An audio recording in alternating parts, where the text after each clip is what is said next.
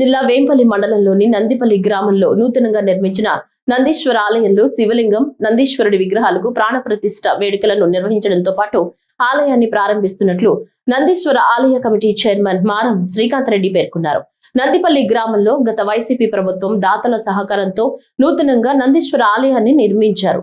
గత ప్రభుత్వంలో 6 కోట్ల రూపాయలు ఖర్చు కాగా వాటిలో గత వైసీపీ ప్రభుత్వం 1.80 కోట్లు, దాతల నుంచి 70 లక్షలు వచ్చినట్లు ఆలయ చైర్మన్ మారం శ్రీకాంత్ రెడ్డి చెప్పారు. ఈ నేపథ్యంలో 23వ తేదీన 27వ తేదీ వరకు నందీశ్వర ఆలయంలో ప్రత్యేక పూజలు చేపడుతున్నట్లు చెప్పారు.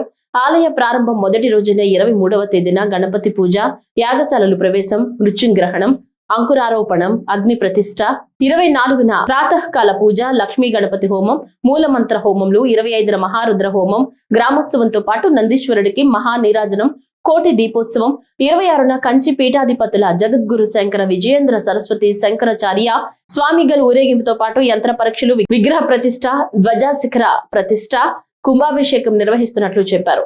27న రుద్రాభిషేకం చేయడంతో పాటు శివపార్వతుల శాంతి కళ్యాణం నిర్వహిస్తున్నట్లు చెప్పారు.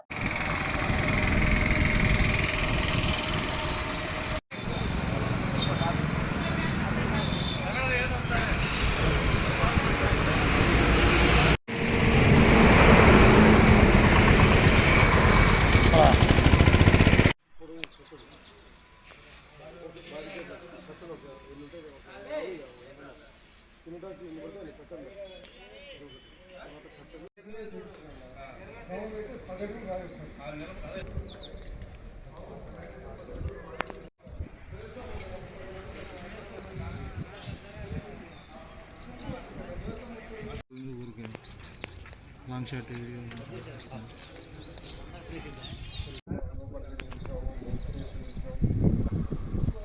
అన్నని విషయంలో 25 వీళ్ళు వస్తారమ్మా.